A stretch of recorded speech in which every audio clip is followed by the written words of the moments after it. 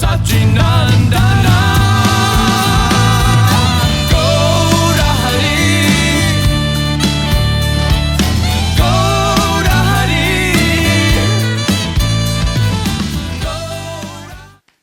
Hare Krishna. The title of the class is Wearing Pants on the Vyasasana, a blasphemous deviation or a bona fide model backed up by history and scripture. Let's find out. Or let's find out my presentation on it, which I hope is in line with the conclusion of our theology. Om Namo Bhagavate Vasudevaya. The translation by Srila Prabhupada. After bathing at noon, Sri Chaitanya Mahaprabhu went to the house of Tapan Mishra for lunch. He took Sanatana Goswami with him. Let me tell you briefly how I got to become fascinated with this topic of dress code. We're supposed to speak from personal experience, so when I graduated out of the Brahmachari ashram, when I was almost out of the Brahmachari ashram, one of my old friends who had been in the Brahmachari ashram with me in Los Angeles, Janaki Ram Prabhu, went to university in Santa Barbara, and he sent me a quote from Prabhupada. And that quote is from 1977, where, from 1977, where Prabhupada says, listen to this, "No, dhoti, I don't say. You have nice coat, pant. I don't say that you have to.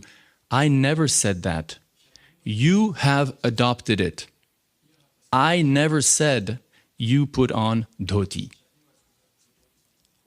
So when I read that quote, I was like, what? What is this? No way.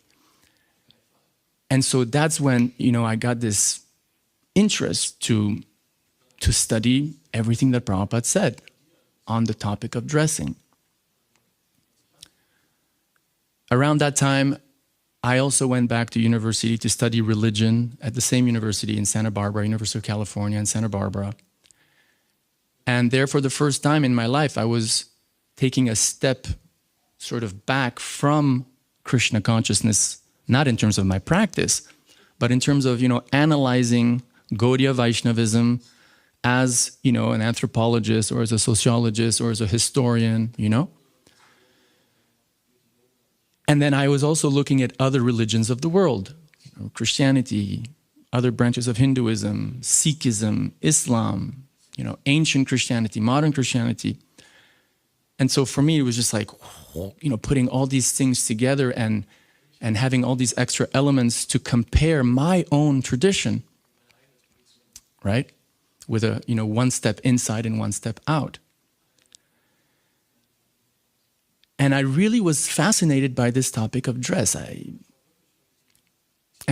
looked at different world religions, and I looked, okay, what's the model? What's the basic dress code model? And how does Krishna consciousness, how does Gaudiya Vaishnavism, our tradition, compare? Which model does Gaudiya Vaishnavism resemble the most? So, you've got one model where the priest has a uniform, and everyone in the community and the congregation also has a uniform. Like the Hasidic Jews, the Sikhs. Actually, Sikhs is after Guru Gobind Singh, because the first 200 years of Sikhism, there was no uniform, but this came later. Sikhs, Hasidic Jews, the Mennonites, the Amish, in Pennsylvania, in America, you see these guys with beards and hats, Then there's another model where the priests have a uniform, but the congregation is dressed like everybody else in society. Best example, the Catholic Church, right? Then you have a model where, the priest doesn't have a uniform, and the congregation also doesn't have a uniform. And that you see a lot in Protestant Christian movements, right? At least when they're giving the sermon, with the Bible in their hand, they dress exactly like the person in front. And we could almost argue the Brahmins in India, regardless of their tradition, also kind of have a no uniform. The dhoti that they put on to go on the altar is the same dhoti they have when they're speaking from the Vyasasana, and it's the same dhoti they wear at home playing with their children. Interesting. So then I was like, okay, so what is, let's look at the history of our tradition. Let's look at, well, what does the Bhagavatam say? And what does Prabhupada say? And what really got me into this study was, I went to one picnic program in Los Angeles, where Hridayananda Goswami, one of my dear Shiksha gurus, was giving, a class. And there was one sentence he made that I was like, oh my God, kind of similar to that, letter from Janaki Ram from Prabhupada that he had sent me. He made this really interesting point. It's a simple point, but to me it was just like, whoa, I never thought about it that way. He said, there is no historical evidence that anyone who joined Lord Chaitanya in his Sankirtan movement had to change the way they dressed, right? And to me, I was like, wow, this was like such a mind blower.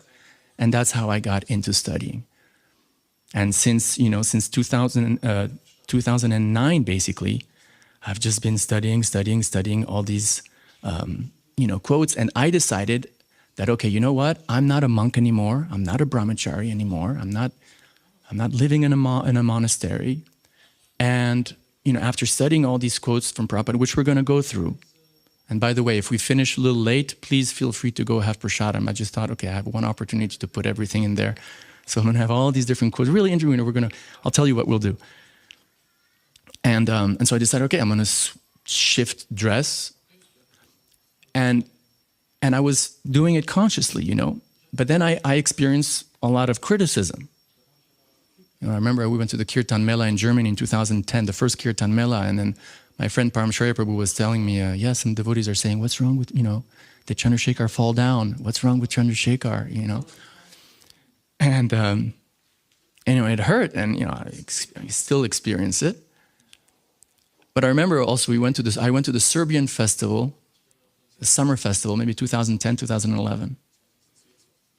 And Sacinandana Swami, after a kirtan on the second day or something, everyone has just finished the kirtan, and he called me. He said, Chandrasekhar. So I came, and I had the chance to associate with him and in different places, and I knew him. We had a relationship, a small one, but a relationship nonetheless. And he said, Chandrasekhar, I see that you are dressed differently now than you were dressed before, and he says, I know that there must be some thinking behind this. And I want to know what is this thinking. So we will meet tomorrow, and you will tell me what is this thinking of yours. And I was in ecstasy because I felt like, wow, for the first time, in a couple of years, I'm getting validation from a leader who seems to understand that I'm doing this strategically and, with justification in Shastra. So the next day we met and we spoke, and I'll always remember he told me, Chandrasekhar, we are on the same page. And I remember he said, Chandrasekhar, the Hare Krishnas, we are like the tiger in the zoo. Many people like the tiger, but they don't want to go too close to the tiger on the other side of the fence. and then he said something that I don't like to say publicly because it puts light on me, but I think I'm doing I'm saying this because he said it, and because I think it represents a lot of devotees who are thinking in similar terms. So Chandrasekhar, I'm very happy that we have such forward thinkers as you in our movement. So listen, my intention here is not to argue against the wearing of saris and dhotis, all right? That's not my intention is not to do a dhoti bashing class, right? That what is better, which one or the other. The majority of devotees in ISKCON today, they like to wear dhotis and saris, and that's perfectly okay and glorious, and I have no issue whatsoever with that, just to be clear. But like I said, it's also an observable fact that there's a growing community worldwide of devotees, men and women, who feel comfortable practicing strict sadhana in local Western clothes, and who also want to represent Krishna consciousness in those same clothes, right? And so my argument is that that model is justified in scripture, in history, and in Prabhupada's statements. And therefore, in a place like a temple room, it's justified. Now, before continuing, I want to talk about this principle of water seeking its own level. Who knows what this means, that this expression, water seeks its own level? What does it mean, Bashar Prabhu?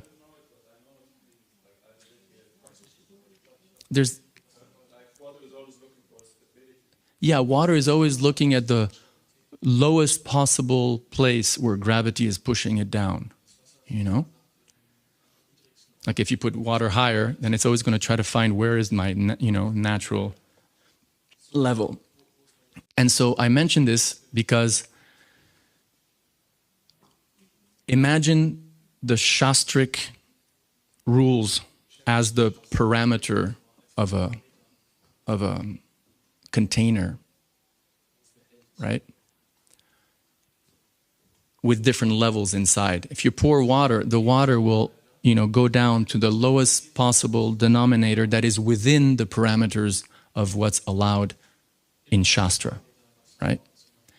And we see that, devotees naturally go towards the place where water seeks its own level. For example, in the early days of the movement, there was this strong preaching, brahmacharya, men should remain should remain single, should not marry, right? And there was a strong push to remain brahmacharya. Prabhupada himself stressed, this brahmacharya. But our Shastras allow marriage. And therefore, water seeks its own level. And we see that the majority of men of that first generation got married, right? In spite of, social pressure to remain brahmacharis. So similarly, I think this model of wearing normal Western clothes in one's context is similar to that. And with time, I think, and we're seeing more and more devotees are like, okay, I can also do that and still be very Krishna conscious. Well, I'm going to do it, I want to make a distinction between monks and non-monks. That's important. There's monks who live in temples, like sannyasis, brahmacharis, and then there's the large majority today. Back in the 70s, it was like non-existent, But now in 2022, the largest majority of practicing devotees are financially independent householders. That's an important distinction to make. And I also want to make a distinction between what goes on right on the altar, which is called Pancharatrika, deity worship, where you're actually touching the deity of the Lord and offering articles to the deity on the altar. That's called the Pancharatrika path. And then what happens in the temple room or in the streets or, basically in the temple room or in the streets or in your living room, as long as you're not actually worshiping the deity, that's called Bhagavata-marga, the path of hearing and chanting. And those are two different paths that have, they're parallel, but they have different rules for each one. Shingadev ki jai. Now, is this important for us, this topic of dress code? Or how is it important?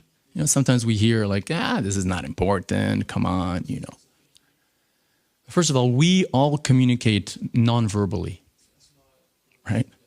We can't escape it. Even if we put, if we would go naked, like Shukadeva Goswami, who was sitting on the Vyasasana naked, we're definitely giving a message. So we can't avoid giving a message to the world by the way we dress, right?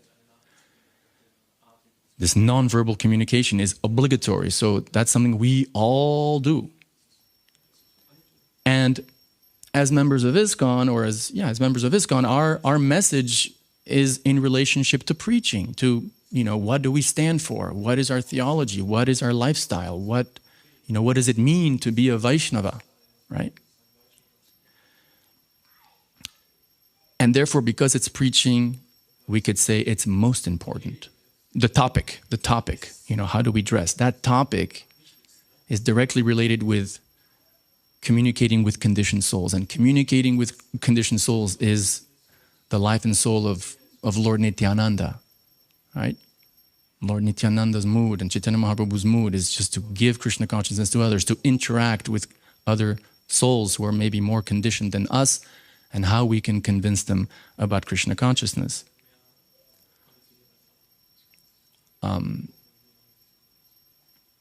Therefore, it's our duty to know as many topics as we can in ISKCON, especially if we're members of ISKCON. It's our responsibility towards our founder Acharya, towards Krishna, towards Lord Chaitanya, to be in the knowledge of a particular topic, right? And in particular, today, as we're seeing with Sanatana Goswami, the topic of dressing and how that relates to, Yukta-vairagya and, renunciation, false renunciation. How does renunciation relate to dressing? How does dressing relate to renunciation? What is real renunciation? And that topic, let me give you one quote from Bhaktisiddhanta Sarasvati Thakura. In his commentary to 11.7.12, he says that knowledge of false renunciation and real renunciation, or the topic of renunciation, is, and this is what he says, they're confidential purports of Srimad Bhagavatam meant for the understanding of fortunate living entities. So it's important. So it's important for us. It's a topic that we, should know about.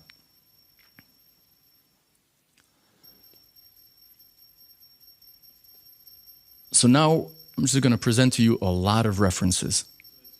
And I love these references, and they're great references from Prabhupada. We're going to do a whole chronology of Prabhupada. We're going to cover different topics like Yukta-vairagya, time, place, and circumstance. What did Prabhupada say about sannyasis? What does the Bhagavatam say about dress? What does, Lord Chaitanya say about dress? But we could summarize it, I think, in one statement by Prabhupada in 1968, where he says, especially about, the temple room, householders may wear dhotis in the temple or as they like. Actually, I wanted to stop the class right there and just kind of joke, okay, any questions then? Okay, bye. Srimad Bhagavatam ki jai, goodbye. So let's go back to Sanatana Goswami. Sanatana Goswami has just been told by the glance of Chaitanya Mahaprabhu, that's too opulent. He's wearing nothing almost, and he has a wool chadar, a blanket, and Mahaprabhu's like, Right? Question, why did Lord Chaitanya not say this to, for example, Pundarik Vidyanidhi, or Ramananda Roy, or King Prataparudra? These three that I just mentioned are householders, and two of them are very rich. And you don't see at all Chaitanya Mahaprabhu telling them like, hey, shave your head. You don't see Chaitanya Mahaprabhu telling them, hey, a wool blanket is too opulent, right? So a possible answer for that is that Grihastha Vaishnavas, they have the adhikar, it's a Sanskrit term for prerogative. They have the qualification, they have the prerogative, the qualification to dress however they want, as long as they follow, basic principles of the mode of goodness. If there's one principle, like sort of a universal principle that applies to everybody in Vaishnavism, it's Sattva-guna. In the Jaiva Dharma, chapter 9, Bhaktivinoda Thakur says, quote, The only requirement for clothing is that you should cover the body and be clean and free from unpleasant odors. So in one way, using this quote, we could claim that, hey, you're in the mode of goodness. That's what's important. Especially if you're not a monk. You know, monks have their uniform, and there are quotes for that. Now, someone may say, well, you know, the only way to dress in the mode of goodness is to wear saris and dhotis, right? We hear that sometimes. Western clothes are, by definition, passionate and tamasic. But that's not what seems that Prabhupada thought. It doesn't seem to be what Prabhupada thought. At least in one occasion in Hawaii in 1974, Prabhupada, listen to this. He says, one has to transcend even the quality of so-called goodness. Actually, there is no goodness. Here, so this is 74, Hawaii. Okay, nobody's wearing dhotis except for a few Hare Krishnas in the ISKCON temple in Hawaii in 1974. Here, people dress in the platform of goodness, but thinking just like animals. That kind of goodness has no value.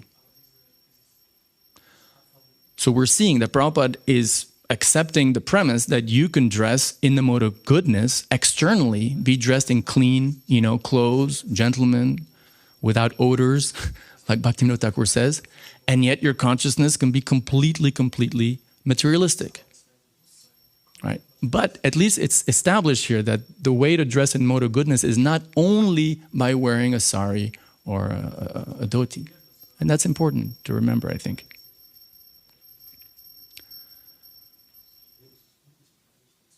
A little clarification or elaboration on this thing of Pancharatrika and Bhagavata-marga, right? As I said, Pancharatrika is what happens on the altar. There's a few statements in scripture about not wearing stitched clothes on the altar, that come from Hari Bhakti Vilas. And that's what happens on the altar. Prabhupada himself didn't follow that rules, but that's another topic. But that's Pancharatrika. For Bhagavata-marga, we're talking everything off the altar, as I said. And for that, and what happens off the altar? Shravanam Kirtanam. Hearing and chanting. I mean, it even goes on the altar also, but off the altar, that's the main thing we're doing. We're hearing about chanting and we're chanting about Krishna. I mean, we're hearing about Krishna and we're chanting about Krishna, right? And here, let me give you two references for that, general references. Chaitanya Mahaprabhu, in his Shikshashtakam, what does he say? That there are no hard and fast rules for chanting the holy name. And you know, in the verse by Krishna in Bhagavad Gita, Satatam Kirtayanto Mam, where Krishna says, you know, the great souls, they are always in kirtan. They're always doing kirtan. Satatam Kirtayanto Mam, about me. Vishwanath Chakravarti Thakur, one of our great acharyas, mentions in his commentary to that verse that the word satatam means no restriction of time, place, and circumstance. Right? No restrictions. And I come back to this example all the time because it's really the extreme example. Shukadeva Goswami. He's chanting Krishna's glories to dying King Parikshit, and he's naked. He's naked. Think about that, right? The speaker of our main scripture is naked. Now, before going to further quotes about clothes, I want to do a little parenthesis about hair. Because devotees, you know, we like to know, okay, well, you know, should, like men, for example, should I shave my head or not? You know, should I have a shika or not? I have a friend who's, I don't want to mention his name, he's getting married next week. And he's like, should I wear a shika or should I not wear a shika? You know, so that's a question that many devotees have. right? And there's different quotes on it from Prabhupada's statements. There's these famous quotes from, early 67, 68, 66, and also later on, to be fair, where Prabhupada puts emphasis on what he calls the flag, right? Devotees should have shaved head and the flag, the shika. And so some devotees just take those statements. Oh, that's it. The flag. Every devotee must have, every male devotee should have the flag, the shaved head and the flag. But there's nuances. There's other statements from Prabhupada, if you actually look it up, where he doesn't emphasize that. And who does he emphasize it for, and who does he not emphasize it for?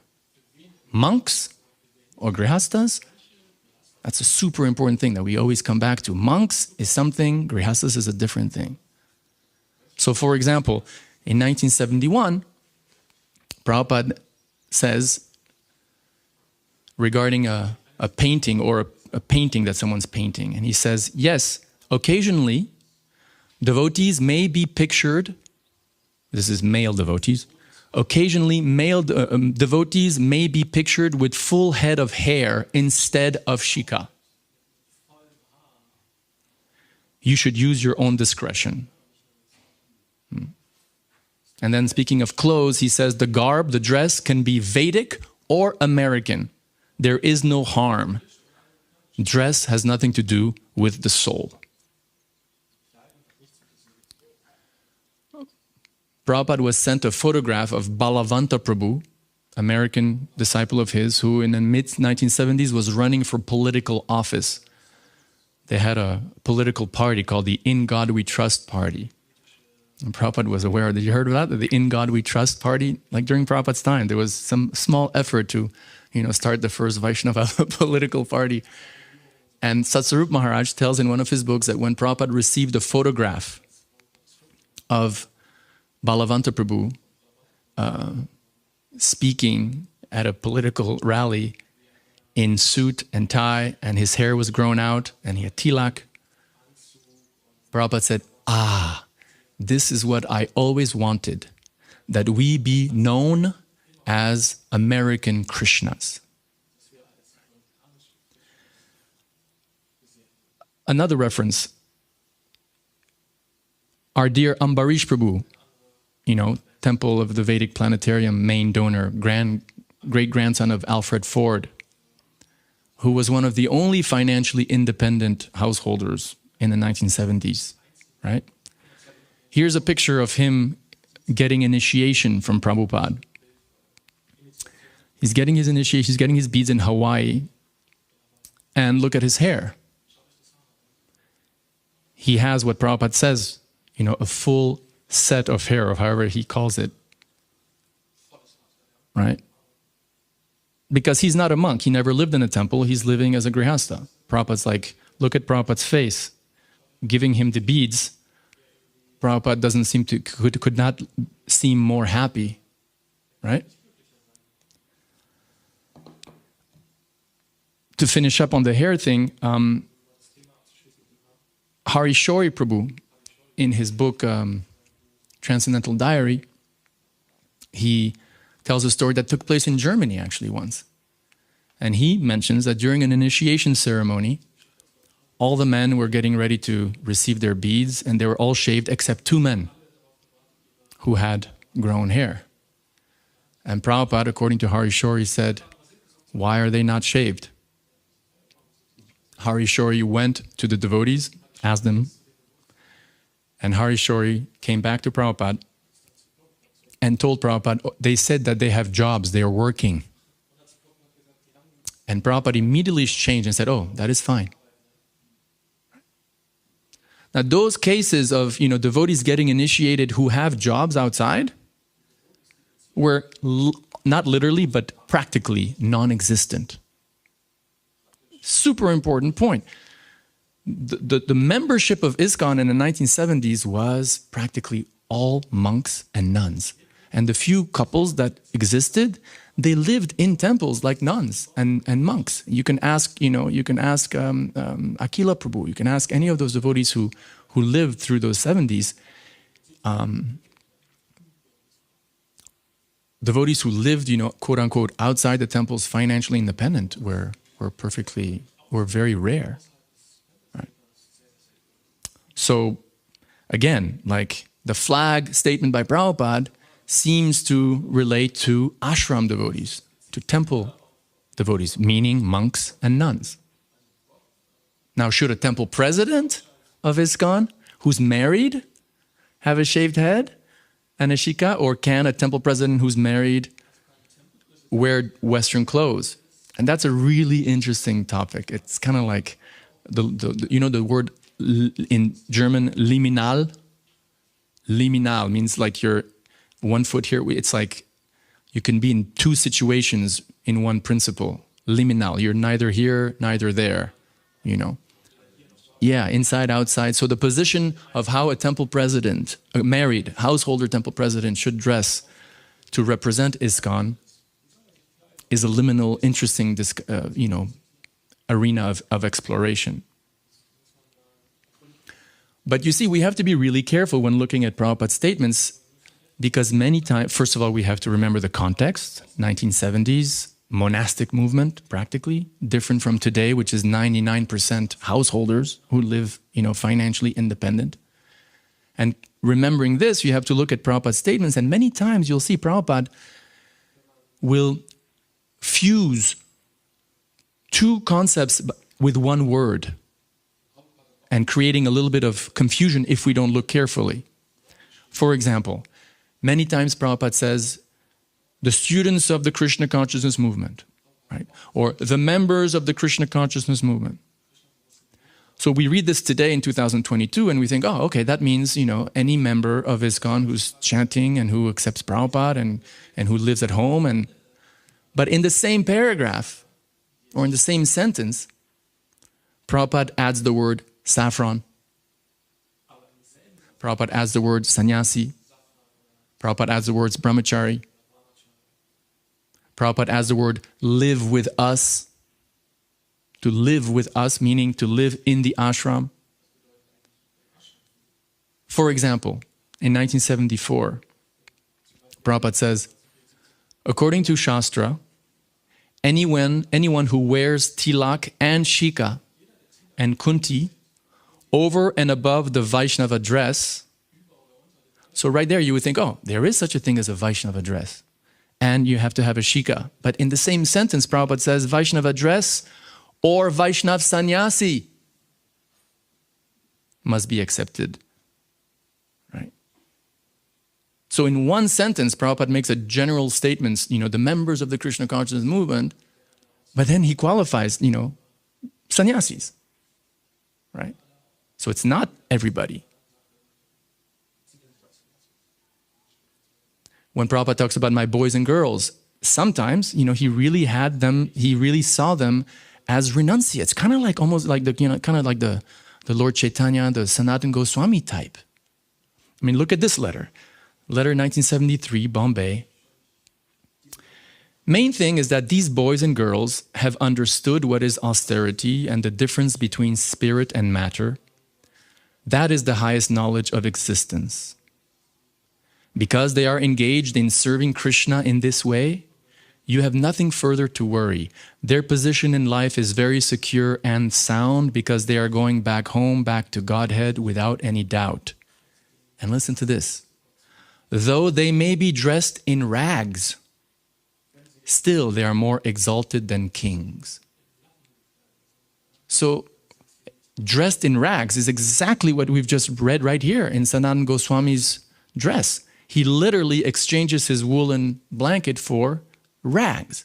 And who is Sanatana Goswami? Or what category of ashram is Sanatana Goswami in? Grihastha?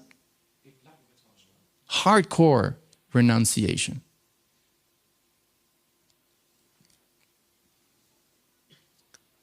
Speaking of devotees in some Arabic country, Prabhupada says the Mohammedans will have a difficult time shaving their beard in one sentence.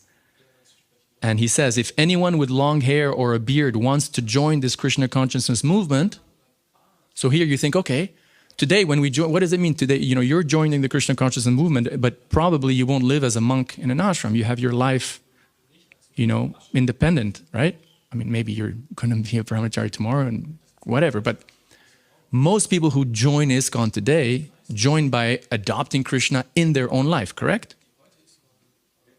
But back then, the Krishna consciousness movement meant you live in the temple as a monk. And here in that same sentence again, look at this. If anyone with long hair or beard wants to join this Krishna consciousness movement and live with us, he must similarly shave his head clean.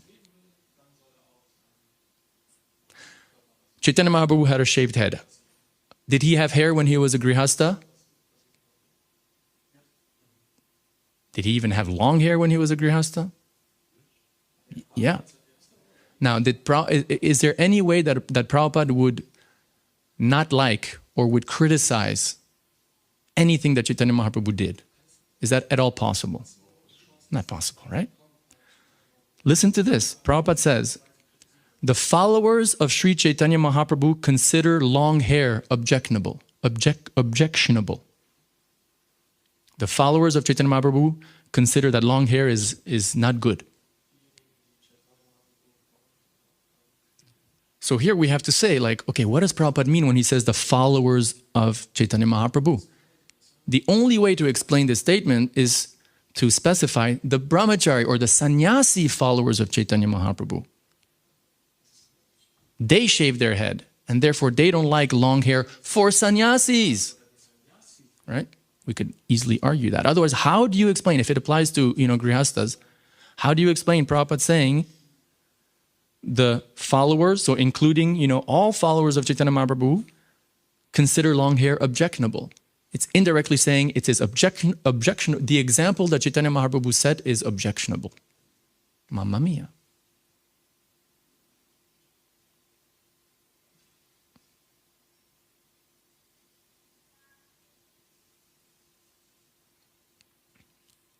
So that's close on the hair.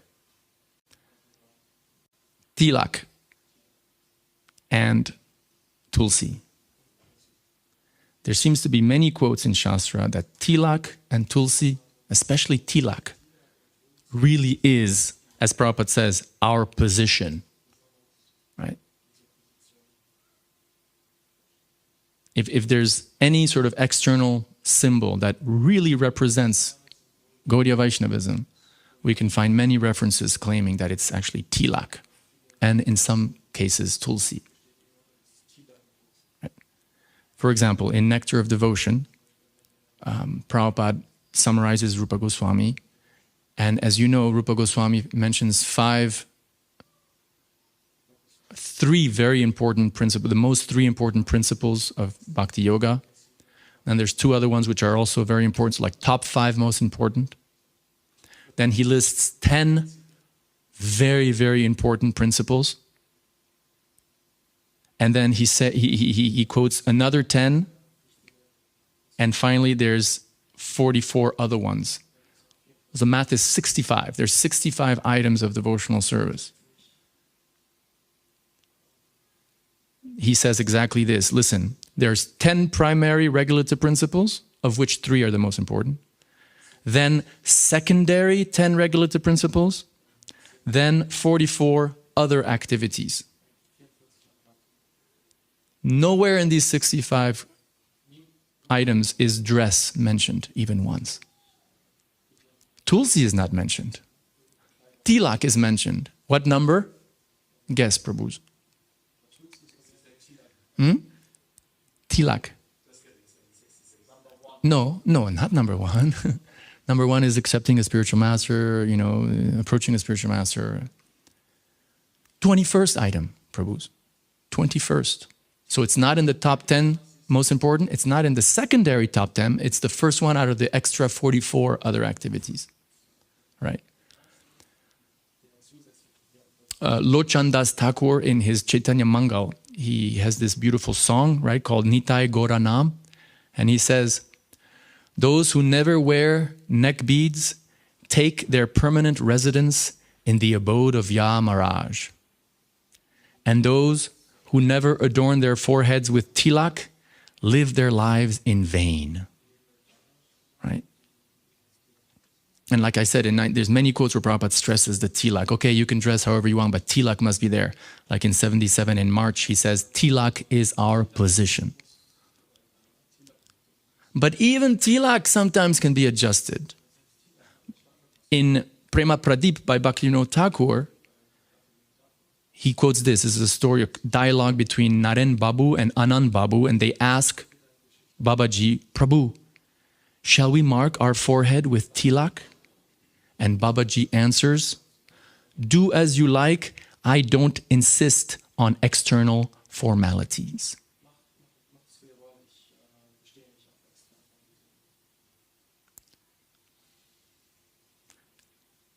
Let's talk about how sannyasis in ISKCON should dress.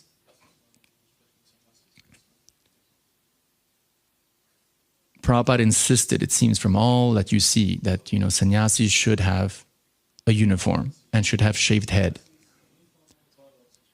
I mean, you see the example of Chaitanya Mahaprabhu here with Sanatana Goswami,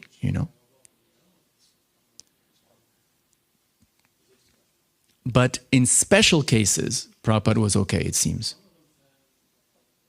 For example, the Bhaktivedanta Institute, the scientific branch of ISKCON, which was led by a team including a sannyasi called Bhakti-swarup Damodar Maharaj, right? Shripad Maharaj, who passed away 5-6 years ago.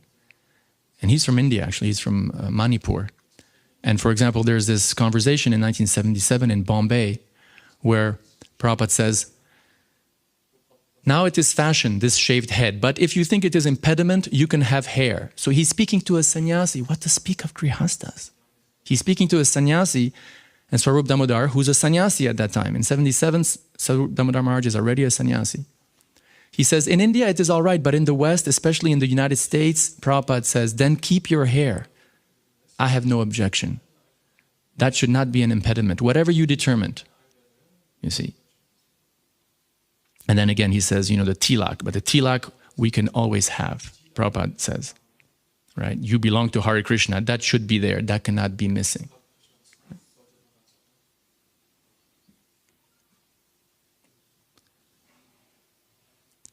Prabhupada himself, speaking about his own self as a sannyasi, said in 1969 to Gopal Krishna, who then became a sannyasi, but at that time he was a Grihastha.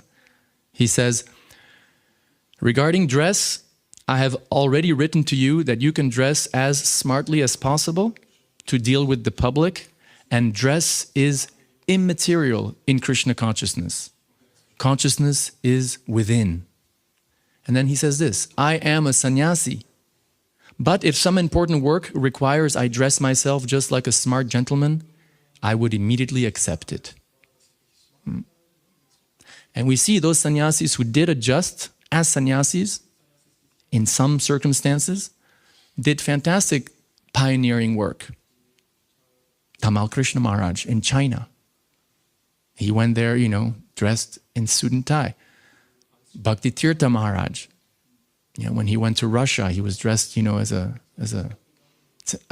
amazing, because Bhakti Tirtha Swami was able to distribute books at universities and preach like crazy in the early days of the Iron Curtain in Russia, when there was no black people in Russia.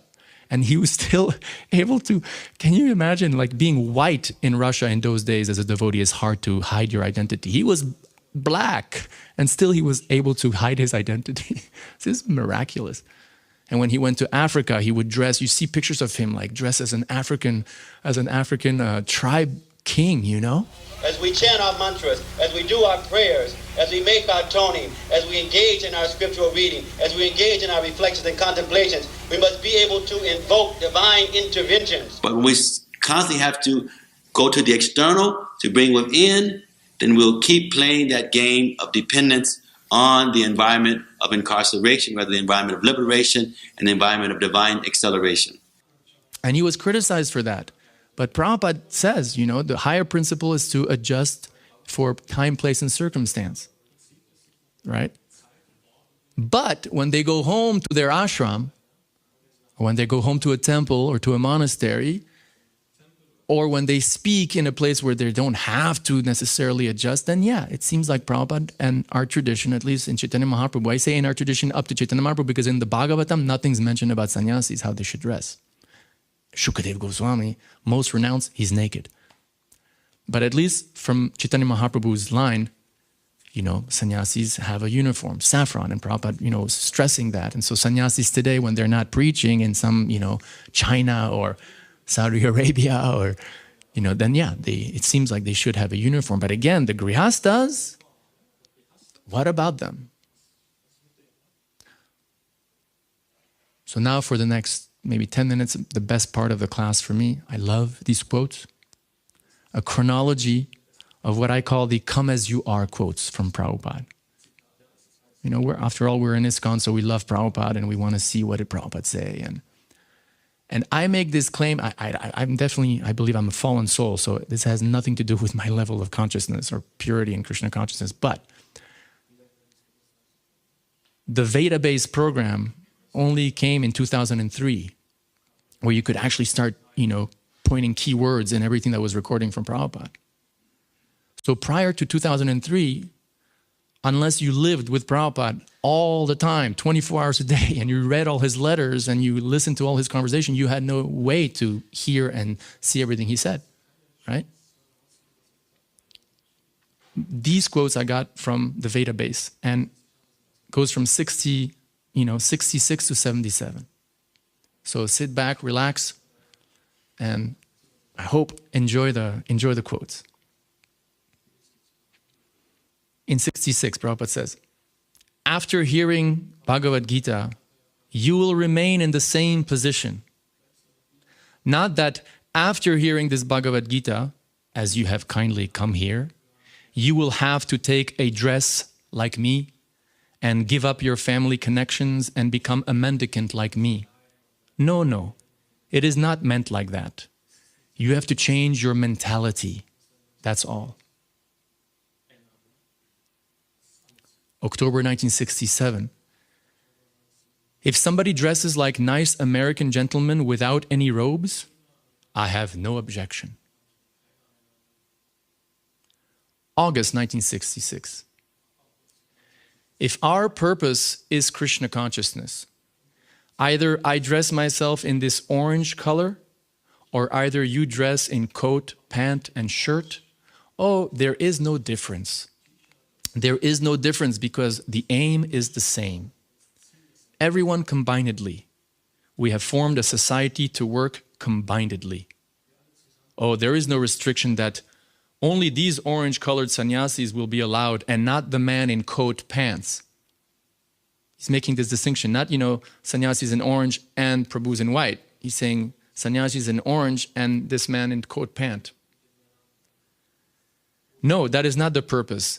If the purpose is that we have come to become Krishna conscious, we have to work together in Krishna consciousness. There is no question of changing the dress. Neither you don't have to renounce your present situation. This present situation is super, super important. And I'll come back to it when we go to the Bhagavatam verses. The present situation. We find this in the Bhagavatam, this notion of remaining in your established situation. Sthane-sthitah, 10.14.3. Remaining in one's established situation. You see, Prabhupada is repeating the Bhagavatam here in his own words. The Grihasthas, those who are in their own established situation, he says your present position, you don't have to change the dress. So, dressing is very much connected to being in your situation that you're in your social life, when you're not living in a temple as a monk. 1968, an interview in Los Angeles, someone asks, what is the purpose of these robes? Prabhupada says, a brahmachari should dress like that. Our dress is saffron dress. Our dress. So you would think, our means, all the men in Krishna consciousness, because our means everybody. But he says saffron. But who wears saffron? Brahmacharis and sannyasis. Our dress is saffron dress. This dress is not, but even that is not important thing. And he says this, anyone who does not want to change this dress, that does not matter. We do not insist. These brahmacharis, they voluntarily change. Just like Tejas is going to voluntarily change into saffron dress in a few weeks. No one's telling you to do it. You're voluntarily doing it because you're going to become a brahmachari, a monk. Right?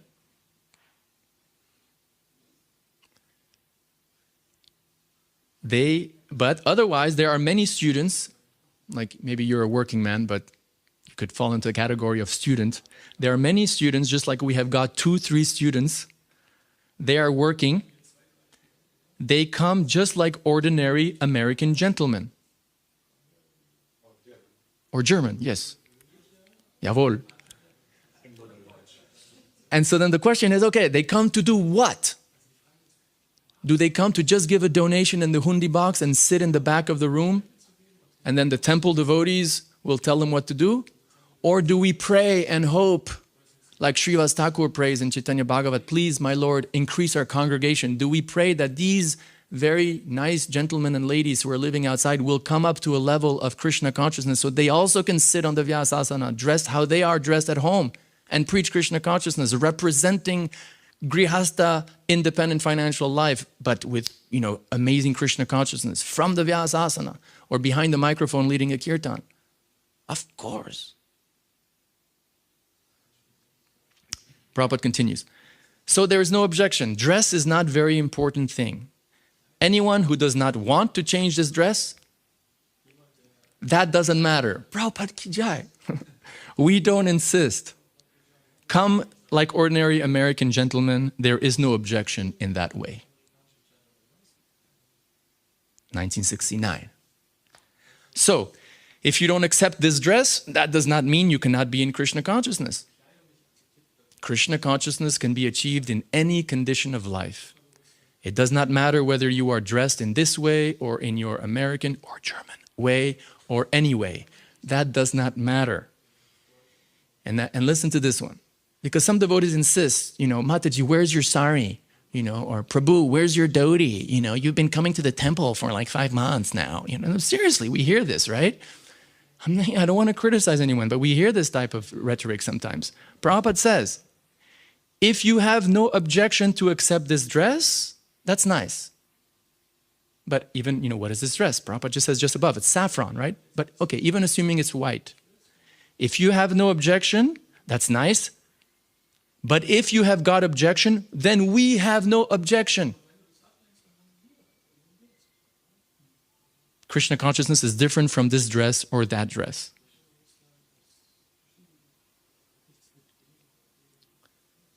Regarding dress, I have already written to you that dress is immaterial in Krishna consciousness. Consciousness is within. This is in 69. And Bhaktivinoda Thakur sang a song where he sings, listen to this. This is called the Chan Baul. He says, this is Bhaktivinoda Thakur's poem. In full knowledge of what is the soul and what is not the soul, wearing the dress of a renunciant within your heart, just make your creeper of prema bloom by sprinkling it with the rainfall of bhajan sadhana.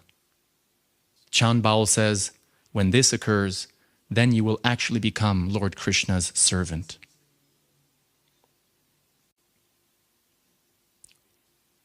So we're already at 9 o'clock, Prabhu. So I suggest that those who want to go take prasadam, and even if everybody goes takes prasadam, you please go ahead. I'm going to take advantage that this video is being recorded. It's going to be a little more difficult with less devotees, but if you give me your blessings, I can just continue. And in this way, you can take prasadam and I'll just finish these references, which will hopefully just be a reference for anyone who wants to hear, a lot of references about dressing normally or not necessarily having a shika in Krishna consciousness. So please, feel totally free to get up anytime and go take prasadam. It's totally cool. Well, serve or take, anything. So I'll just continue with these verses, with these quotes. In 1969, Prabhupada says, so if you think this kind of dress will attract more people, you can dress yourself in that manner. So he's giving the responsibility to the person. Okay, if you think that, my material life and even my preaching life will be better in Western clothes, fine.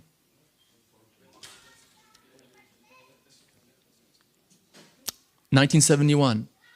No, that is not our program. That is not our program. We do not ask anyone to change his cloth. Never. I never asked them to change his cloth or change his position. So you see again the Sthane-sthitah, clothes and social position in one sentence. That is Chaitanya Mahaprabhu's philosophy. Not important. He can have dhoti, you can have pant. It doesn't matter. I was having prasadam at the ISKCON London Soho Temple, Govinda's restaurant one day. I was sitting alone and two young men sat next to me and they were speaking, and one of them had tulsi and the other didn't. And we started speaking and I said, can I sit next to you? So we started speaking. So it was one devotee who was an actor, trying to be an actor, and his friend who's also an actor. And somehow the topic of dress in Krishna consciousness came up. And this devotee's friend, he told me, yeah, you Hare Krishnas, it's just like the Dumbo the Elephant. You know the Disney classic from the long time ago, like the flying elephant who flies with his ears? Remember? Dumbo? So I was like, excuse me? He's like, yeah, you Hare Krishnas, it's just like the Dumbo the Elephant. And I was like, what do you mean? He's like, yeah, you know the scene in the cartoon where Dumbo is on top of this burning building and there's flames everywhere. And he wants to jump and he thinks that the little feather in his hand, elephants don't have hands, in his trunk, this white feather is what gives him the ability to fly. So I'm sitting, I'm like, okay, yeah. And he says, and so he jumps off and he's not flying, he's just plummeting to the ground.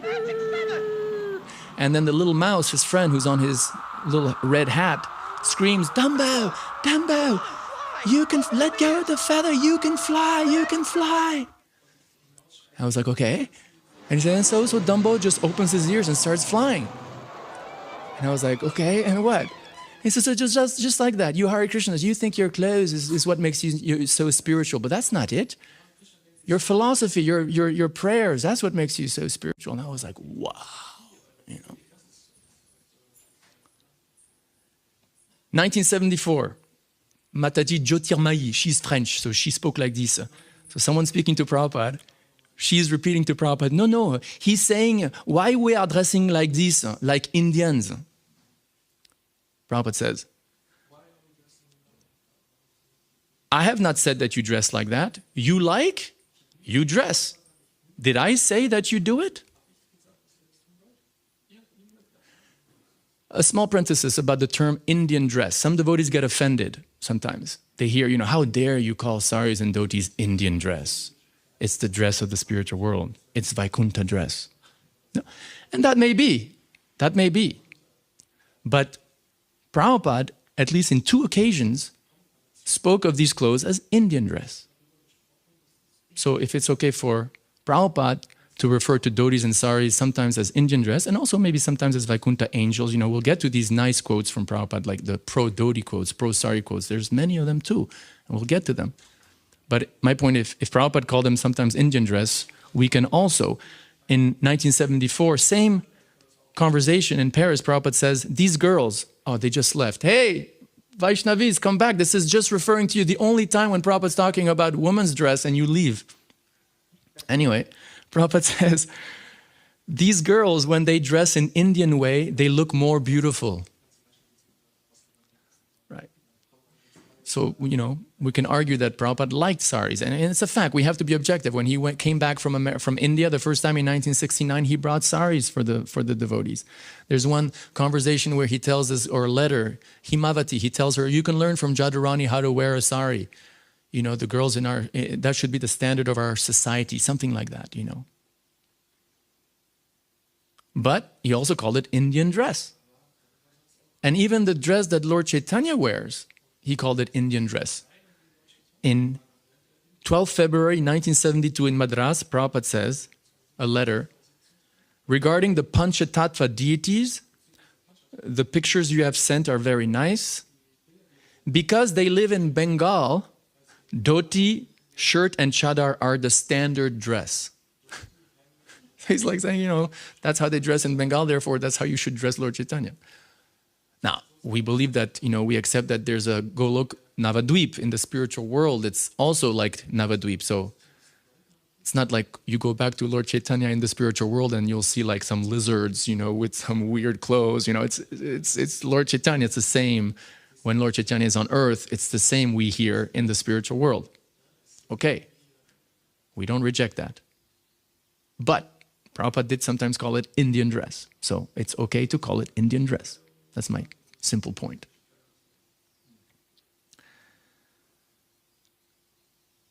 Again in France or Geneva in Switzerland, sorry for the Swiss devotees, Switzerland, in Geneva, Guru Gauranga tells to Prabhupada, Monsieur le Président is saying that he has been to India and he understands that one dresses like this in India, but why would the disciples dress in America or in Europe in this way? Is it necessary?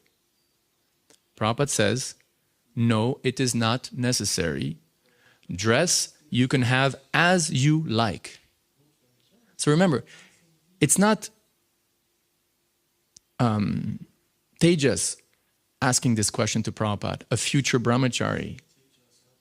It's a president of, he's the governor of the Hôtel de Ville.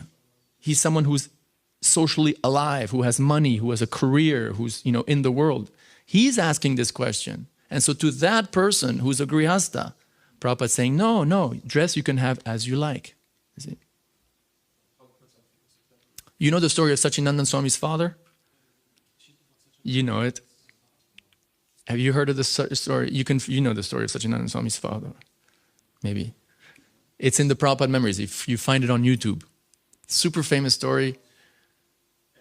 Prabhupada was having a discussion with Sacinandana Swami's father. And Sacinandana Swami's father was quite sort of angry or not so satisfied. And he told Prabhupada, Sacinandana Swami explains, why are you're bringing this, this Krishna consciousness in the way, and he's mentioned dress in the West. It's like bringing an elephant from the, Amazon River in tropical country and putting this elephant in the freezing cold river Rhine. He will not survive. So he was going on like this, and Prabhupada cut him off and said, you can be Krishna conscious in a suit and tie.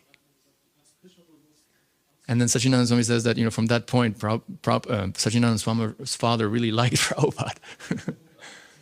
Yeah, he's very good. Prabhupada did two public programs, as far as I remember. And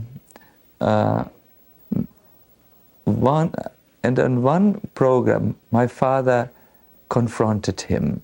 He was angry at Prabhupada for having stolen his sons. He said, I cannot believe that it is responsible to bring a foreign culture that is the Indian culture, into Germany. It will not survive. The people who are now with you will not be able to stay. It's almost like taking a crocodile from Egypt and transplanting it in the cold river Rhine. How will the crocodile survive there? It's irresponsible. Prabhupada took up the challenge. He looked at my father. He must have understood it's the father of one of his disciples. And he said, you can become Krishna conscious in suit and tie. My father understood.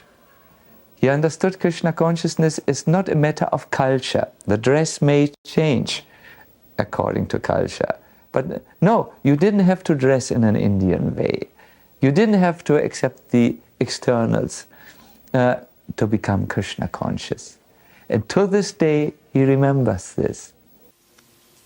And I mentioned that because just like some time ago, I'm not going to mention when, but there was one devotee here or somewhere else, you know, who was saying, like, it's shocking. How can we even, you know, how can we think of a Hare Krishna in suit and tie?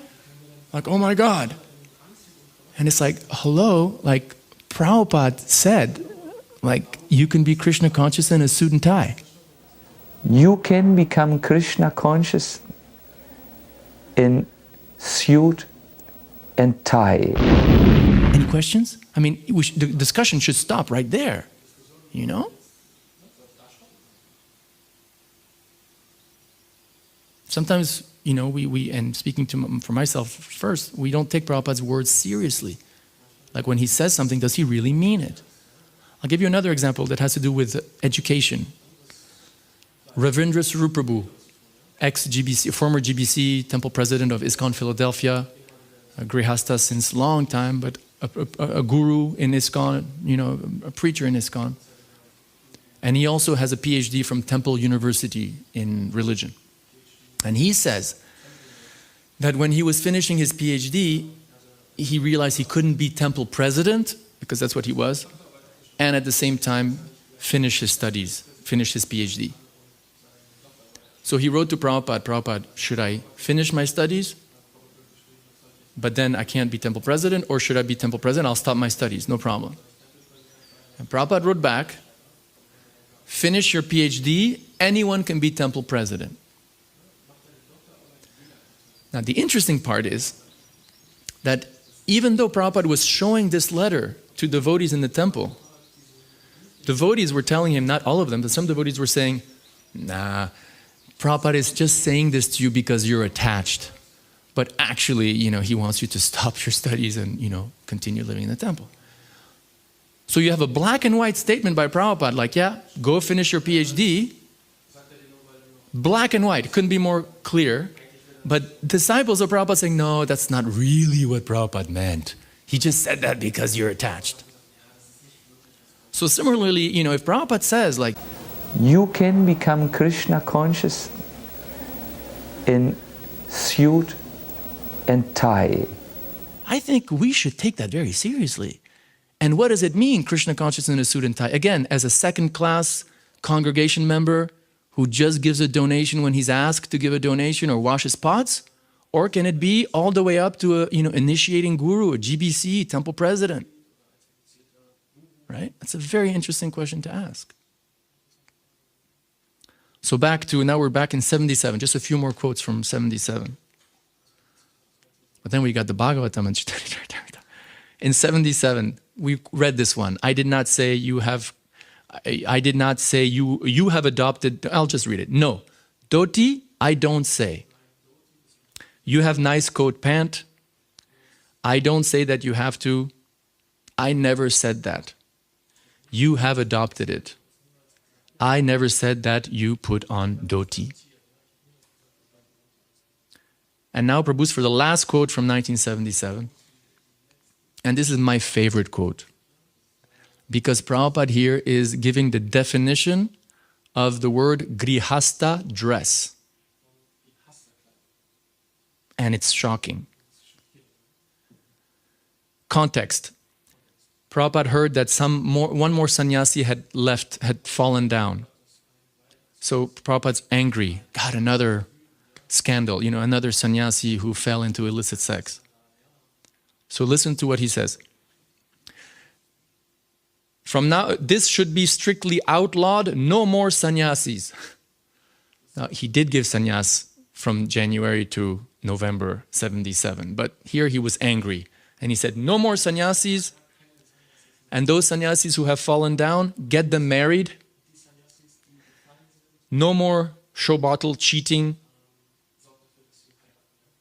Better go and speak philosophy in your Grihastha dress, not this dress. You have nice coat, pant, gentlemen. Who says no? Nice coat, pant, gentlemen. That's the definition of Grihastha dress. Grihastha dress, not this dress, but you have nice coat, pant, gentlemen. So in 1977, one time at least here, Prabhupada is thinking, okay, Grihastha dress, pants, shirt, gentleman, it's right there.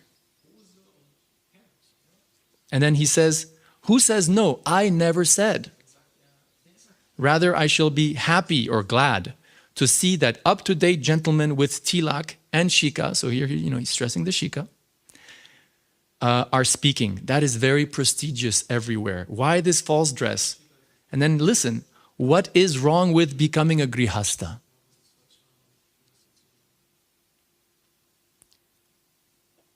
So it seems that for Prabhupada, a grihastha meant you can wear nice coat pant. And that relates to the next topic, which is Yukta-vairagya. Who here has heard of the word Yukta-vairagya? Tejas ji. Come on, Yukta-vairagya. So allow me. It's a very important principle that we should really know. Established by Rupa Goswami. Vairagya means renunciation. So there's two types of renunciation according to our tradition. Yukta or falgu. So yukta means literally from the word huge, like connected, correct, appropriate. And falgu is false renunciation. And so Rupa Goswami gives a definition of Yukta-vairagya is when you accept everything material in the service of the Lord, in the service of Krishna. That's when it becomes real renunciation. You don't renounce something artificially, you use it in the Lord's service. And that's how you actually renounce it, right? That concept was so important for Prabhupada that I heard from Prabhupada disciples who were there, that he asked that there be a big poster of this verse, Anasyakta sarvishayan yatarham upayunjata nirbando Krishna sambande yuktam vairagyam uchate. The golden verse of Yukta Vairagya on a poster at the top of the main entrance of the BBT warehouse, where all the books of Prabhupada were stocked in Los Angeles. Right at the entrance, he wanted this verse from Rupa Goswami. Because, he got that from his guru, Bhaktisidhanta, who used the printing press, right? The brihat mridanga. Like he would say that, there's a letter, you can play mridanga and people will hear it 10, 20 meters, but this brihat mridanga, this printing press will be heard all over the world. This is the yukta, the brihat mridanga, the great mridanga. Same thing today with online preaching, you look at Ananda Krishna's videos or that German devotee in Mayapur who makes these videos about Mayapur. Millions of people watch it. So this notion of utilizing technology in the service of Krishna, right? Bhaktisiddhanta Sarasvati Thakur used a car. Like he was one of the first people in India to use a car, and he was a sannyasi. Think about it, a sannyasi who, as we see, kind of restrained, has to have a uniform, Bhaktisiddhanta, the sannyasi, drove a car, and where did he drive the car to? Radha-kunda. He drove to Radha-kunda with a car, for God's sakes. It's amazing, Yukta-vairagya. He was one of the first people in India to wear a wristwatch, Bhaktisiddhanta Sarasvati Thakur. But then the question is, okay, that, sannyasi Vaishnavas using printing press to preach Krishna consciousness, like Bhaktisiddhanta, like Prabhupada. Prabhupada traveled in airplanes. He told Hridayananda Maharaj, should I be such a fool and imitate Lord Chaitanya and walk barefoot? He used jumbo jets, and that's how he traveled 14 times around the world, and that's how we're chanting Hare Krishna today, right? But what about dress? What about regular dress that a grihastha uses? Is that not Yukta-vairagya?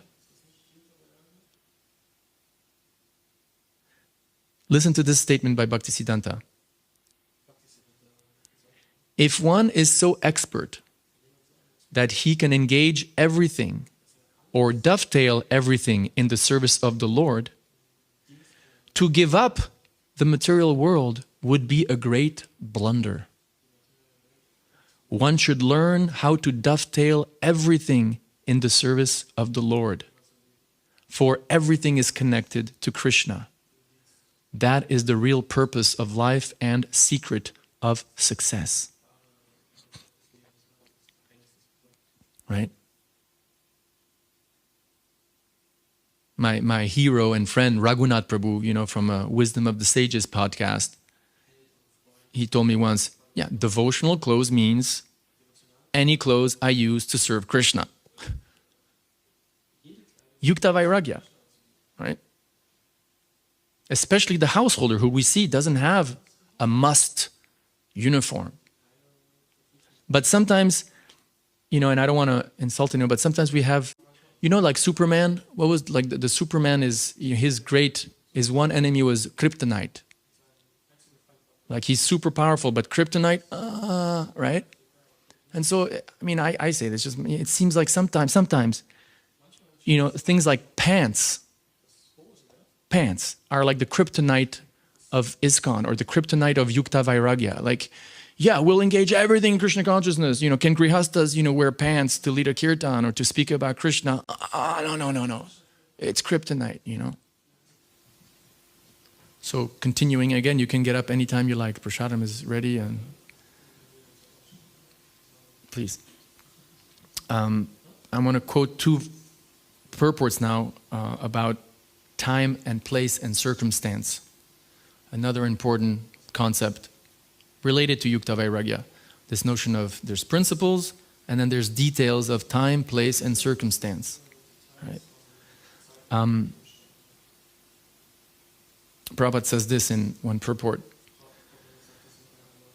To broadcast the cult of Krishna consciousness, one has to learn renunciation in terms of country, time, and candidate.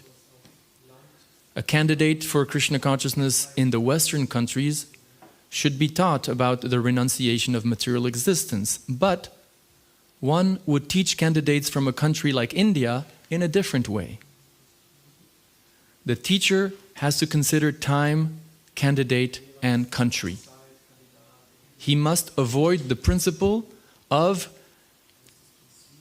He must try to avoid the principle of niyamagraha, which means he should not try to perform the impossible. What is possible in one country may not be possible in another.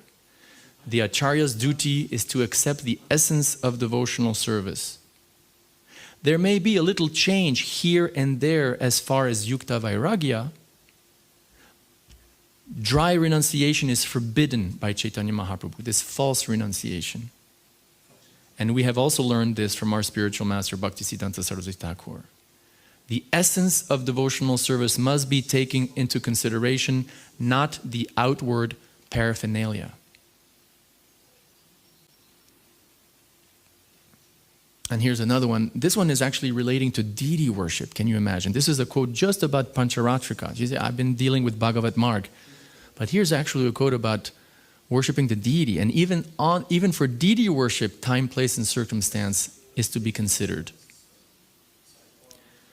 In the 4th canto, chapter 8, verse 54, purport, Prabhupada says, the method of worship, chanting the mantra and preparing the form of the Lord, is not stereotyped. It is especially mentioned in this verse that we should take consideration of time, place, and available conveniences. Our Krishna consciousness movement is going on throughout the entire world, and we also install deities in different centers. Sometimes our Indian friends, puffed up with concocted notions. This is Prabhupada, he's an Indian, and he's saying this about other Indians. Difference is, Prabhupada's a pure devotee. Criticize by saying, this has not been done, that has not been done. But they forget the instruction of Narada Muni to one of the greatest Vaishnavas, Dhruva Maharaj. One has to consider the particular time, country, and conveniences. What is convenient in India may not be convenient in the Western countries.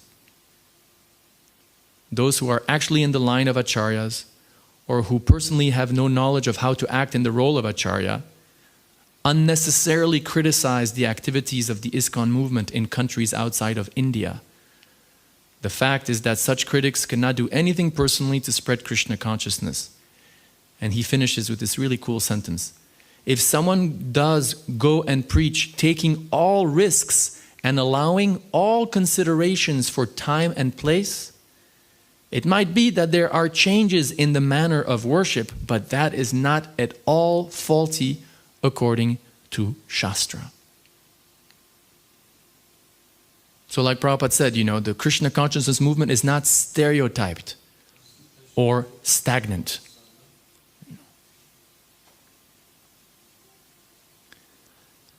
Historians of religion say that many times the first generation or two after a very charismatic founder tend to be more conservative, more reactionary than the founder. For example, it happened with Christianity. Jesus spoke of he didn't really speak so much of himself as God, but there came this very strong push. No, Jesus is God. Jesus is God. Buddha also. Buddha, just didn't really speak about the soul, right? He avoided the topic. But then, one of the early generations of Buddhism, had this very, very strong, no, there is no soul, there is no God, mood. And so we can ask the question, and that's what they're saying, to be more Catholic than the Pope, right? And so the question that comes up is, to be more Vedic than Prabhupada. Like I'll read to you something that happened in Los Angeles. This is spoken by Gargamuni Prabhu. He's describing the temple room in Los Angeles, which used to be an old church with, how do you say in German? Pews? Like where the men and women sit to listen to the pastor speaking. The bunk, yeah? The bench. So he said, the temple room in Los Angeles now was not what Prabhupada wanted the temple room to be. Prabhupada had another idea, and that was not our vision. His vision was to have mainstream America come in with their shoes on and sit in the pews and hear Bhagavad Gita and Kirtan on the stage. We put Prabhupada on the stage, and he had Vishnujan Swami play the organ. Pastor stands and preach, which shows that, the point is whether you're sitting on the floor or under a tree or on the Vyasasana or on a chair, the point is to transmit knowledge about Krishna. That's the point. And whether the audience is sitting on the pews or sitting on the floor, the point is to receive knowledge. That's the point. And whether you're playing harmonium or a Christian church organ, the point is to hear and chant holy name of Krishna. And Prabhupada was totally cool with that. And so Gargamuni continues, listen, Prabhupada did not want the stained glass windows removed. Like these stained glass windows. He did not want them removed. Don't touch anything, he said. Even the pulpit, he kept that. It was so surreal to sit in the pews and hear Bhagavad Gita and Vishnujan Swami singing Jai Radha Madhava on the organ. Even Prabhupada would play the organ. Prabhupada said, they are inclined to come to church, so let them come to this church, but hear Bhagavad Gita and Kirtan. Prabhupada was thinking mainstream America, not hippies. Prabhupada's vision was not that we all become monks. He wanted judges, politicians, doctors to come to the temple. They were not going to become monks and shave up. But we had another vision. Come to the temple and shave up. Right? A couple of weeks ago, there was a photograph of the mayor of New York City who came to visit the Bhakti Center. And the temple president there is in pants, but he's a temple president. You see, that's why that liminal position of the temple president, it can go both ways, I think. And that, for him, this really represents what he is about and what our city is about, and of course what the loving spiritual community is about. So without further ado, the former mayor, Bill Blum.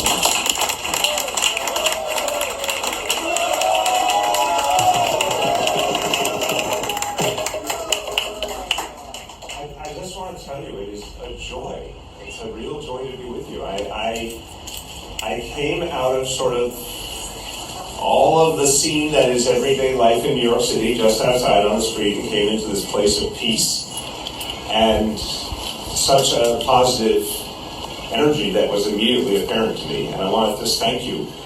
And you see that of course, you know, the mayor is dressed in his suit, but you see he feels comfortable. Of course, you know, the ex-prime minister or some very important person in England came to the Bhaktivedanta manor, and everyone was wearing a dhoti, and he also. So, you know, there's not only one way, and that's my point. There's many ways to represent Krishna consciousness, and they should be, you know, okay. Let's very briefly speak about the Srimad Bhagavatam, the actual verses. What does the Bhagavatam say about dress? Because ultimately, you know, Prabhupada refers us to the Bhagavatam. Bhaktisiddhanta refers us to the Bhagavatam. All our acharyas refer us to the Bhagavatam. Mahaprabhu, Chaitanya Mahaprabhu refers us to the Bhagavatam. The Bhagavatam is our ultimate authority. Right? The Amala Purana, the spotless, clean Purana. Out of the 14,000 verses of the Srimad Bhagavatam, we often hear Prabhupada say there's 18,000 verses, but if you actually do a count, there's approximately 14,000, at least from the Bhagavatam that we got from Prabhupada. Out of the 14,000 verses, there's there's 3 verses that talk about how to dress.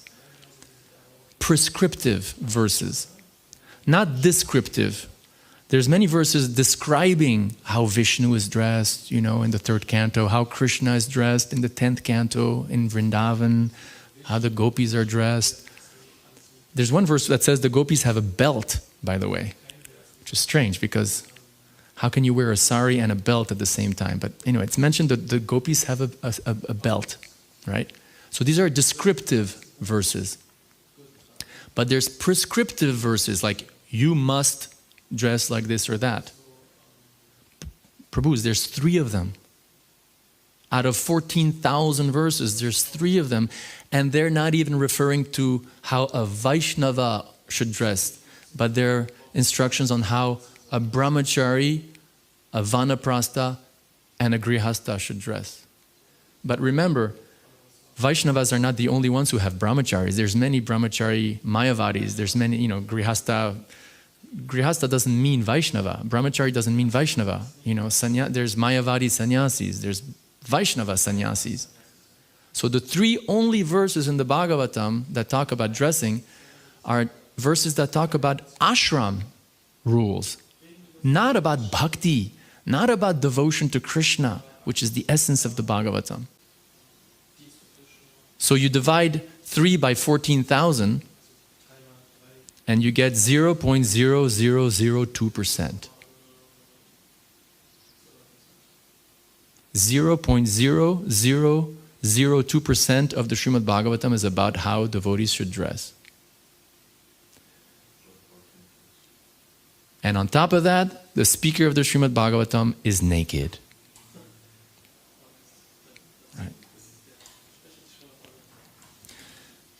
And then remember all these verses, all these quotes from Prabhupada. I was speaking about this staying in your position. Prabhupada said so many, stay in your position. You can stay in your position. This is the famous Sthane-sthitah principle, which is found in Canto 10, Chapter 14, verse number 3. And that verse is Jnane prayasam udapasyana eva jivan tisam mukaritam bhavadiya varta Sthane-sthitah shruti-gatam tanuvan manobir. Ye prayasho jitadisotasi traistrilokyam. And the second line of this verse is Sthane-sthitah. And the verse is basically saying, while remaining in your situation, if you listen with submission to the message of the Lord, you can conquer the Lord, who otherwise is unconquerable. You like it? Yeah, it's beautiful, isn't it? But what's really interesting in this verse is these 2 words, Sthane-sthitah. While remaining in your situation, not changing anything. So who is in a situation? Someone who's socially alive. Someone who's socially dead is not in any established situation. And Prabhupada describes sannyasis as being socially dead. But grihasthas, they have their job, their career, they pay their taxes, they've got their husbands, their wives, their children, families, and their dress. And so the Bhagavatam and Prabhupada, we saw, I'm not inventing this, 2 or 3 times we saw Prabhupada combining in one sentence dress and position. They're the same. Dress is part of external culture. And the external culture in which you're in at a particular given time, that's your established situation. The Bhagavatam says, while remaining in that situation, you can become a pure devotee. You can conquer God, who otherwise is unconquerable. It's beautiful.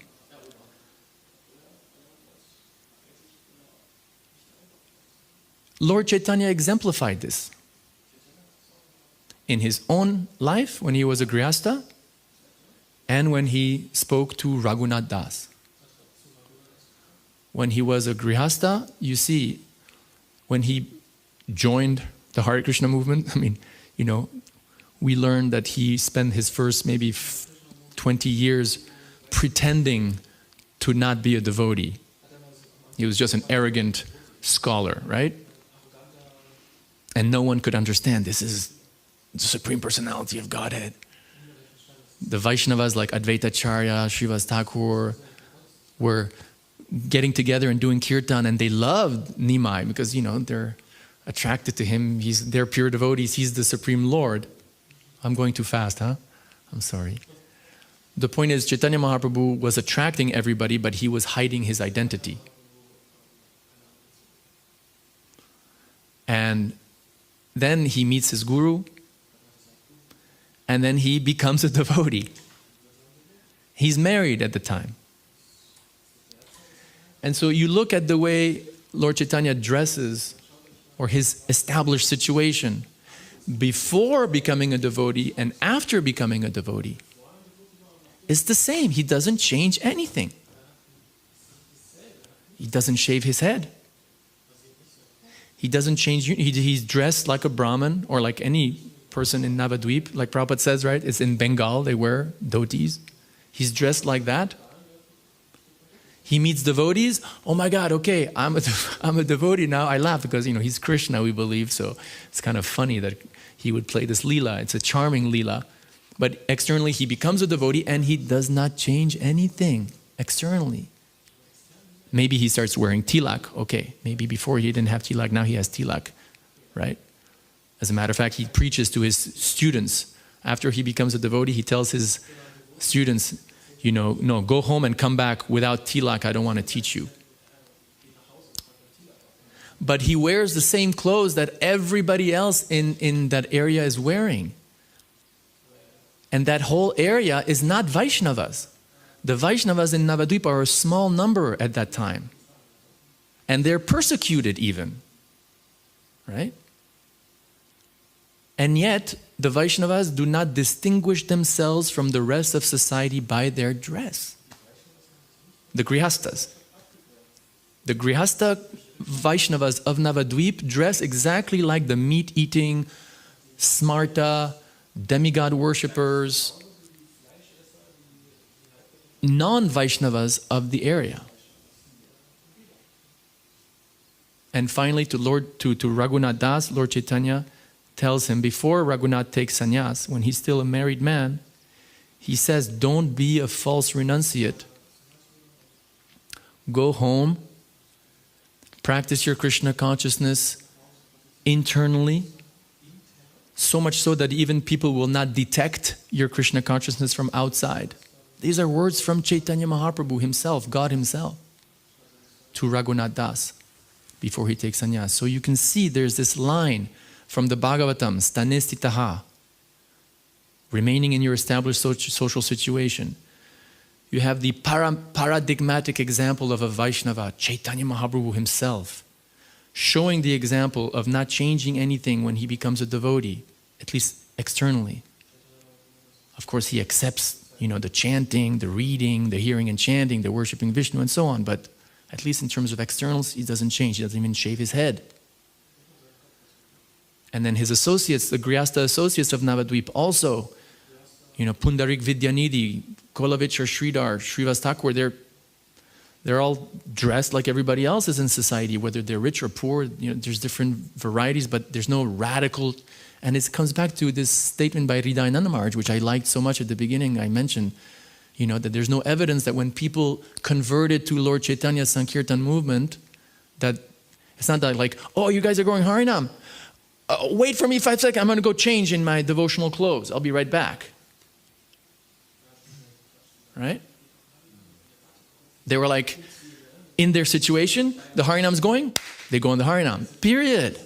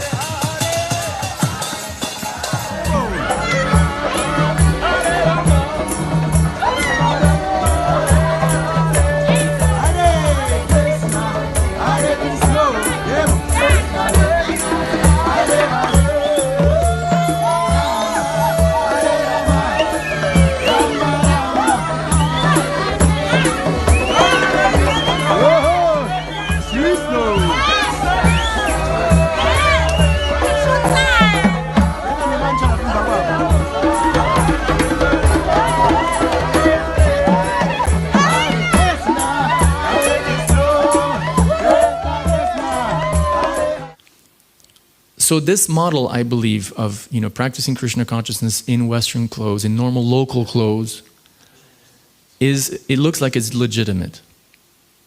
And I think it will become more and more prominent as the years go by, because of this principle of water, seeking its own level. Remember, like all those brahmacharis in the Radha Damodar temple, Radha Damodar traveling Sankirtan party. At one point they're like, oh, well, our scriptures say we can get married and also stay preachers or Krishna conscious and go back to Godhead as fast as a brahmachari or a sannyasi. Yeah, I want a little bit of physical romantic intimacy. I want, some children. I want a career. I want my own house. And if I can get the same result with that, of course I'll take it, right? Because it's allowed. It's within the parameter of what our scriptures say. So similarly, if Grihastha's dressing in normal clothes is within the parameter of what's allowed, I think sooner or later devotees will be like, well, okay, yeah, why not? If I can be comfortable.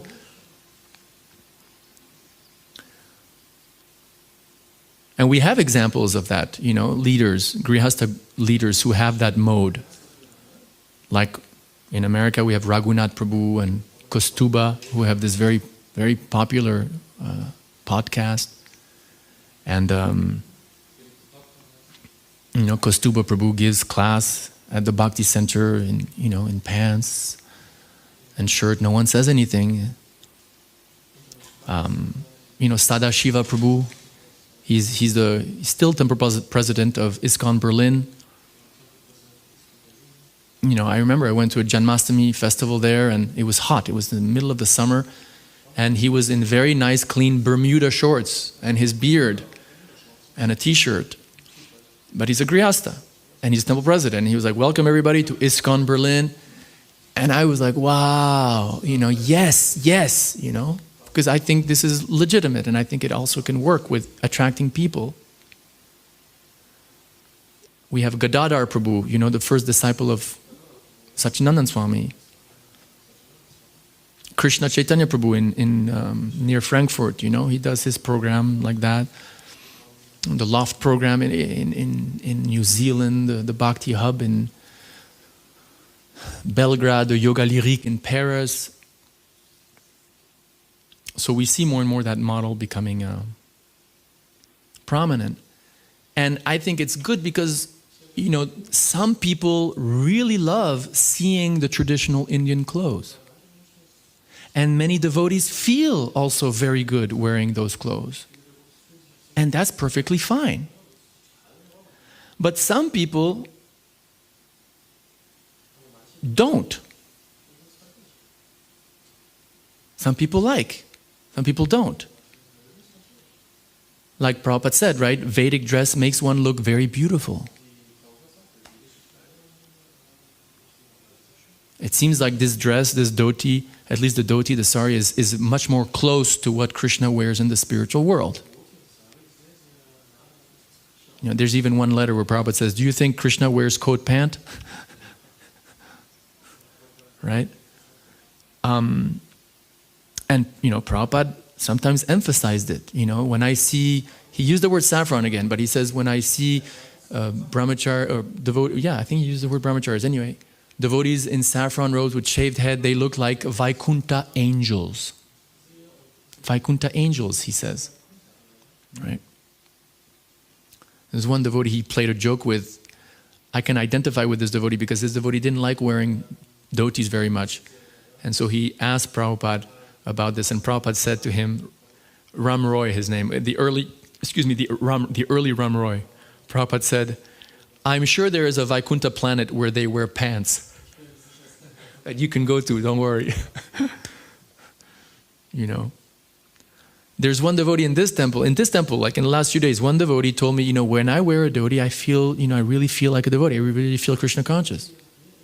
Okay. And in this very same temple, one Vaishnavi told me, you know, the more I advance in Krishna consciousness, the less I want to wear a sari. You know. So it seems like also the reception is different with different people. You know, some people, when they see, you know, dhotis and saris, they're like, oh my God, right? Like, for example, I have a friend in Brazil, and his teacher, his brother is a school teacher.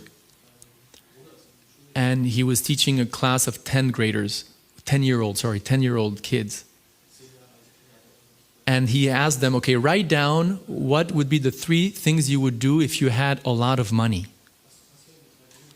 And one 10-year-old girl, she wrote, if I had a lot of money, I would help the poor people, especially the ones who are selling the books in the bus because they always look dressed like beggars. Right? Talking about, you know, the brahmacharis. I'll tell you one anecdote. Now again, this is not a dhoti bashing story because we have to admit that, you know, the traditional Indian way to dress or the Vaikuntha dress also has amazing benefits. But let me finish this one anecdote. I was at the Laguna Beach temple before a Sunday kirtan, and a young Christian guy came. I know he's Christian because he told me he was with a group of friends, teenagers, 17-year-old. Laguna Beach is kind of an expensive upper middle class city. Prabhupada said, fallen yogis take birth in Laguna Beach. Interesting, he said that. But that's besides the point. So this boy called John, we started speaking, and he told me, listen, I'm a Christian, okay? I belong to Hillsong Church, and I'm very happy as a Christian. I don't want to convert to your religion, okay? And I said, fine. So he relaxed a little bit, and then he said, so what's up with the dress? Because at that time, devotees were starting to come for the kirtan, and some were dressed in dhotis and saris, some were dressed in pants and shirt. And so he asked, like, what's up with the dress? And so I said, well, that's an interesting question. In my church, there seems to be 2 opinions.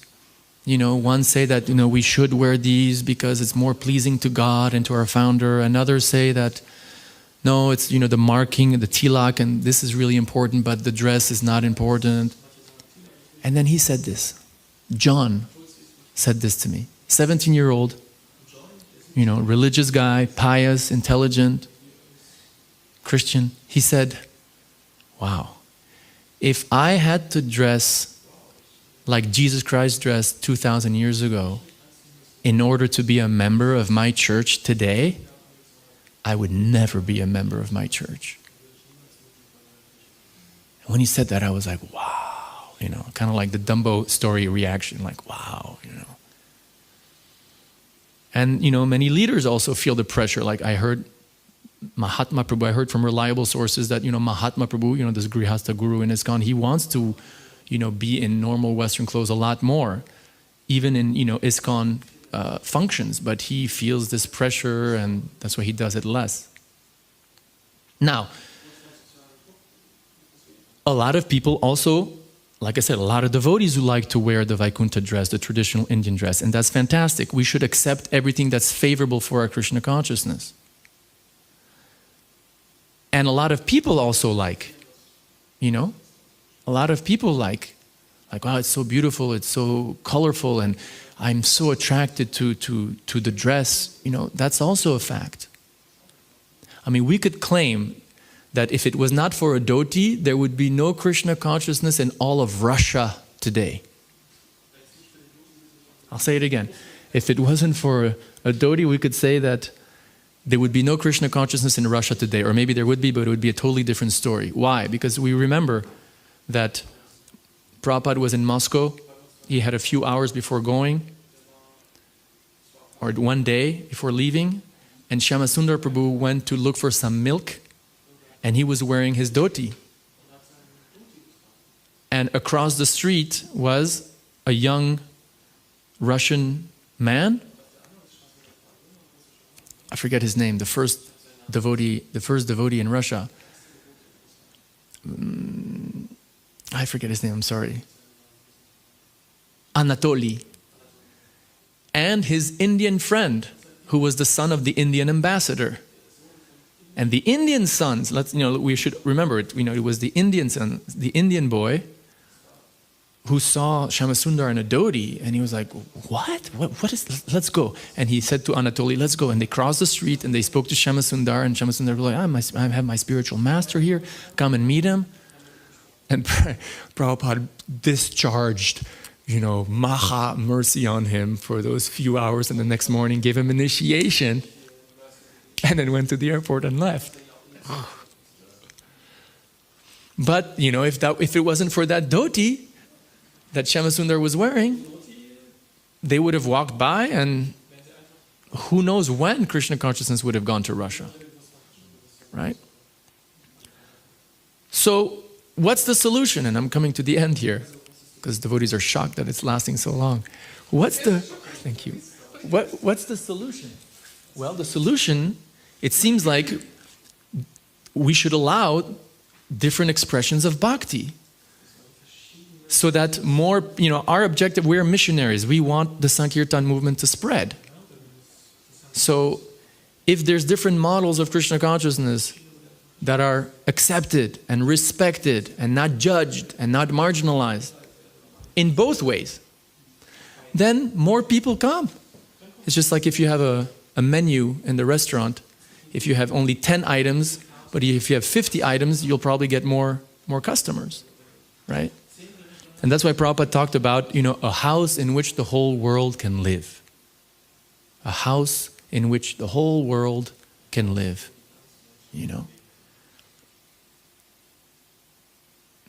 Govinda Dev Prabhu, who's not here, but I have to really glorify him, because he told one devotee, he said, look, here in Simhachalam we're a traditional temple, and you can see Govinda Dev Prabhu, by his own style, he really likes to wear traditional South Indian style clothes. He looks fantastic in it, right? But he said, look, I don't want this temple to enforce a monolithic standard. I don't want this temple to be a monolithic standard, Only one style, force, And I think that's brilliant. That's a brilliant type of management, where you can really establish a house in which the whole world can live. Because ultimately, devotees have different opinions, Let me read this in a lecture about individual opinion. Listen, Prabhupada says, we are all person, you are person, I am person. We are all individual. I have got my individual opinion, you have got your individual opinion. Oneness means when these individual opinions are coincided in the matter of surrendering to Krishna. That is oneness. Oneness does not mean that all these individuals become one. No, they keep their individuality, but they become one in the service of Krishna. That is oneness, that is Krishna consciousness. So the conclusion, Prabhus, don't, if you're a temple president watching this, or a leader, or a senior devotee, or any devotee, don't judge. Because judging others is a really, really, really dangerous thing. As a matter of fact, when you judge others, you develop a mentality from hell. Right? There's this statement from the Padma Purana that one who sees the deity as stone, one who sees the guru as an ordinary person, one who sees the Vaishnava coming from a particular type of jati or caste, has a hellish mentality. Hellish mentality. Right? And so when you have a hellish mentality, then what happens? You're not happy. You create a hellish atmosphere around you. And you lose members. And you lose potential members too. Paramshraya Prabhu, who tells me this story. You know Paramshraya Prabhu? He told me the story of how there was one friend of his that his father owned a big store where they sell very fancy clothes. It was before Janmashtami, this devotee who was the son of this man who had this big store, he thought, I'm going to take a brand new suit for Janmashtami and I'm going to wear it for Krishna's birthday. You know that story? And so he wore this suit with this feeling, I'm coming for, this is the best that my family, $500, this is the best suit that my family, that I can offer to Krishna on his birthday. And he came to the temple and they criticized him, where's your dhoti? This is Janmashtami. He was so disgusted that he left. He left Krishna consciousness. When Madhudvish Swami fell down, devotees started speaking all around ISKCON, Madhudvish Swami fell down, Madhudvish Swami fell down. And Prabhupada became very angry and said, you have made it impossible for my son to return. Right? So don't judge. And it goes both ways, If you like to wear Western clothes, don't start judging those who like to wear dhotis and saris. Because that's just as bad. Look at this devotee. He's a Grihastha, but he has a bald head and a shika. That must be artificial renunciation. He thinks he's better because he doesn't have stitched cloth. Hellish mentality. Hellish mentality. But same other way. This guy has hair, he doesn't have a shika. Second-class citizen. He must not be serious about his sadhana. Also hellish mentality. So rather you should think, how can we increase our congregation? How can we empower our congregation? Just like Srivas Thakur in Chaitanya Bhagavatam, he says, my Lord, please increase our congregation. You have to somehow meditate on how to create, because here in Germany, it's literally a question about creating almost a congregation of not just second-class, devotees who come to the temple and give a donation, and those who are temple president, brahmacharis and sannyasis in the temple, or the temple devotees are the stars and the control. It's not the Catholic Church model, remember. It's not the Catholic Church model. The model is Kiba Vipra Kibanyasi Shudra Kanenoi. Whether you're a Grihastha or a sannyasi or this or that, if you know Krishna, you're a guru. That's our tradition. So think like that. Think how to empower your congregation members. See them as potential preachers, potential representatives, and give them the facility in the temple room, on the Vyasasana, or behind the microphone to represent Krishna consciousness to other people in society who 99% of them are Grihasthas, married anyway. So they can show by their own example what it means to be a fixed up Grihastha. Yeah, don't judge. And with that result, if we can somehow be broad-minded and focus on principles, the four regulative principles, the mode of goodness, knowing Prabhupada's books well, having a good sadhana, having a good behavior towards other Vaishnavas, having a service attitude, being loyal to Prabhupada, even being loyal to the, Prabhupada's institutional structure, the GBC. I mean, that we could say is we should, because Bhaktisiddhanta said religious institutions are necessary evils. They're necessary evils. A religious institution. Yeah, so, we don't spit on the authority structure that Prabhupada gave us. But the point is we should really focus on principles and not finding faults in others. And I think if we have this, mood of encouraging others, especially however externally they may be, and especially if that external is within the mode of goodness, whether very traditional Vaishnava Indian or whether very Western, we should be encouraging to others. And I think if we do that, then we will manifest this house in which the whole world can live that Prabhupada talked about, and we will be a wonderful example to non-devotees, and they can come and practice Krishna consciousness in whatever style they feel comfortable with. And in that way we'll be, very good instruments in the hands of Chaitanya Mahaprabhu. Jai. Thank you so much for your patience. Srila Prabhupada ki jai, Nishingadevi Bhagavan ki jai, Lord Chaitanya Mahaprabhu ki jai. Hari Hari Bo.